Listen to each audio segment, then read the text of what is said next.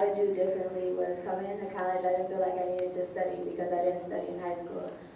So I didn't study when I came to college, and then that was reflected in my GPA. So I think just studying right off the bat, studying, going to office hours, getting a tutor if I need to, and just handling my business academically.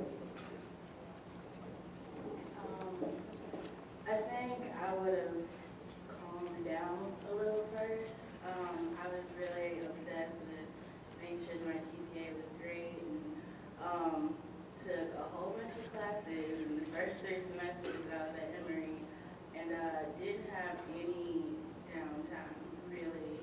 So now I'm just like this semester just getting to, having time to, I don't have to go to class on Friday, so I can sleep as late as I want. And if I want to go to this party, then I'm going to go. So I thought I would have done that differently, like done some of that from the beginning. I think one thing I may have done differently, I probably would have taken advantage of our arts program, which when we could cross our strip like Georgia Tech, Georgia State, Emory, and Emory. There's a couple other schools as well. I didn't take any arts classes. I just did well though. But I think I probably would have gotten a little more active my first year at Spelman because you want to play really safe sometimes, and you're like, okay, I'm not going to sign up for too many organizations because I may not be able to handle it. But looking back, I think it was fine. So. For the most part, I'm very happy with the decisions I made in college. I would say I would have found the library a lot earlier, freshman year. And like Brittany, my high school, I should have studied, and you can't cram for everything. And yeah, I would have actually applied myself a lot better because I think everything is doable, even no matter how rigorous it might seem that it's doable. And I would have went to a learning specialist right away because the resources there, and they would have told me what I needed to do better. But as far as like striking a balance between like a work life and a school life, I think I did that very well. I didn't get too involved. I think I would have got more involved in organizations freshman year, but I think I made up for that afterwards. So I'm actually very happy. I just would have used my resources more freshman year. Well, surprisingly, I wouldn't change anything about my college experience. I feel like every year has been a year of growth. I must say that coming from Alabama, my group of friends is very diverse. I have friends from all over the United States, places you probably never heard of, or places that you think Black people really don't exist. Like, I know when I met one of my friends freshman year, she's from Minneapolis, Minnesota. I was like, there are Black people there? Like, really?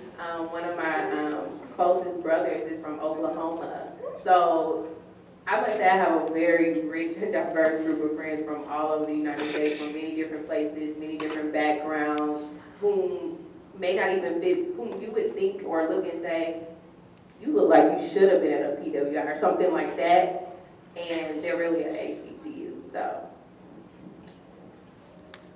I have the most diverse group of friends I've ever had in my entire life coming to Emory.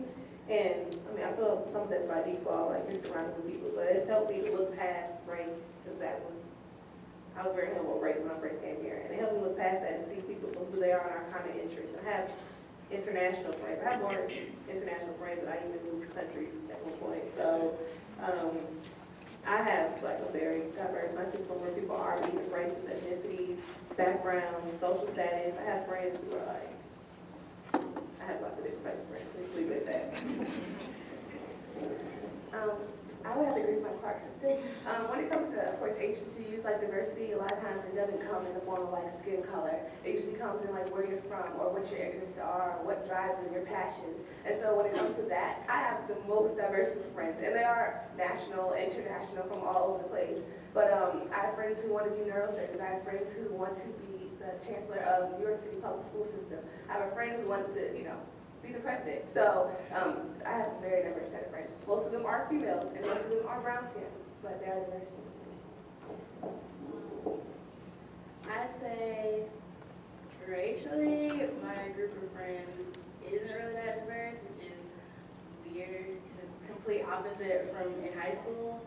But I'd say, as far as interests and where people are from,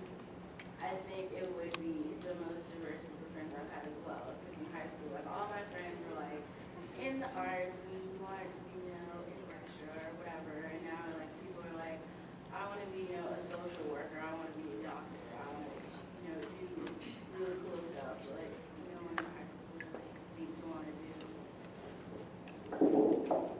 I also have a very diverse group of friends. In high school, I had white friends, and then like the 5 other black people that were in my school.